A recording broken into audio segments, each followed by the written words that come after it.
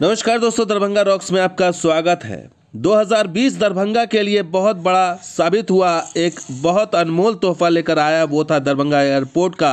बिहार में 2 एयरपोर्ट का वादा था, दरभंगा और पूर्णिया का। दरभंगा का सपना 2020 में पूरा हो गया और यहाँ से उड़ान भरने का जो ऐतिहासिक सपना था उससे लोग अब लाभ उठा रहे हैं। लेकिन आज बात करेंगे दोस्तों पूर्णिया एयरपोर्ट की, जो इस रेस में पिछड़ता नज़र आया और अब इसके पीछे जो है वो ज़मीन अधिग्रहण को इसमें उलझा दिया गया है पूर्णिया एयरपोर्ट को, और इसी में जो है वो उलझा कर रखा गया है पिछले 3 सालों से।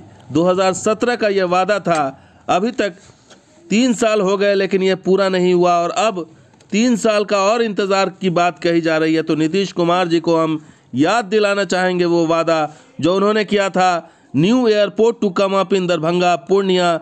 ये नीतीश कुमार का स्टेटमेंट आया था, साल 2017 का ये बयान है जो उस वक्त वेबसाइट में और तमाम न्यूज़ एजेंसी में छपी थी खबर 25 दिसंबर को 2017 को। इतना ही नहीं, एनडीए के तमाम नेता जो पूर्णिया के विधायक हैं, विजय खेमका पूर्णिया सदर के, उन्होंने भी अभी हाल फिलहाल में ट्वीट किया कि एयर अथॉरिटी को ज़मीन हैंडओवर होगी और 52 एकड़ भूमि का अधिग्रहण किया जाएगा। ये सब हवाई बातें होती रही। चुनाव से पहले तो घोषणा कर दी गई थी कि 2 डोमेस्टिक एयरपोर्ट पूर्णिया और बिहटा में काम शुरू हो गया है। लेकिन हकीकत है दोस्तों कि 3 साल बाद भी पूर्णिया वहीं खड़ा है जो 3 साल पहले था, और पूर्णिया एयरपोर्ट से किया हुआ वादा जो है वो नहीं पूरा हुआ और पूर्णिया के लोगों को छला गया। इस इलाके के लोगों को जो है वो उसके साथ धोखा किया गया। और ये आरटीआई है दोस्तों। आरटीआई अभी हाल फिलहाल में 17-12 तारीख को 17 दिसंबर को ये आरटीआई प्रत्यूष कश्यप ने मांगा था जवाब एयरपोर्ट अथॉरिटी ऑफ इंडिया से आरटीआई के जरिए। उसमें उनका सवाल था कि ongoing development work status update for Purnia airport, the detail of work being carried out at Purnia Chunapur airport in Bihar. तो उसका जवाब था, till date no work is being carried out at Purnia airport at the Bihar. कोई काम नहीं हुआ बिहार के पूर्णिया एयरपोर्ट पर। दूसरा सवाल था, the expected month and year when civil operation will be started from the said airport. इसका जवाब था कि स्टेट गवर्नमेंट से 50 एकड़ ज़मीन मांगी गई है सिविल इनक्लेव के लिए, लेकिन एयरफोर्स जो है वो रनवे का काम कर रहा है, 2 साल उसमें लगेंगे, और after the compliance of at least 3 years में भी रिक्वायर्ड, और जब ये पूरा हो जाएगा तो 3 साल और लगेगा इसको बनाने में। तो एयरपोर्ट अथॉरिटी ऑफ इंडिया के इंजीनियरिंग सेक्शन के जनरल मैनेजर हर गोविंद मीना का ये जवाब था कि जो है 50 एकड़ ज़मीन मांगी गई राज्य सरकार से। अभी चूनापुर हवाई अड्डे में रनवे का काम चल रहा है और इसमें कम से कम 2 साल का वक्त लगेगा, और पूर्णिया में हवाई सेवा परिचालन करने में कम से कम 3 साल का और वक्त लगेगा। तो ये जवाब है एयरपोर्ट अथॉरिटी ऑफ इंडिया का।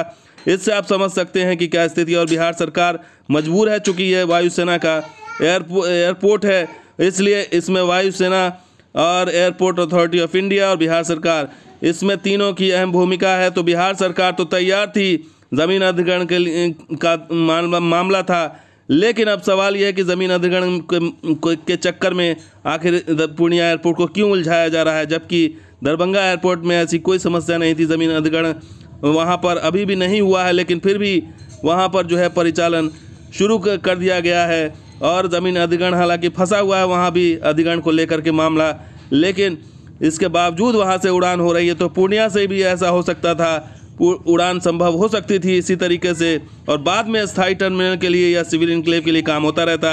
लेकिन सवाल यही है कि आखिर इसमें झूठ कौन बोल रहा है और इसमें कौन जिम्मेदार है पूर्णिया के साथ इस धोखे का? क्या राज्य सरकार जिम्मेदार है?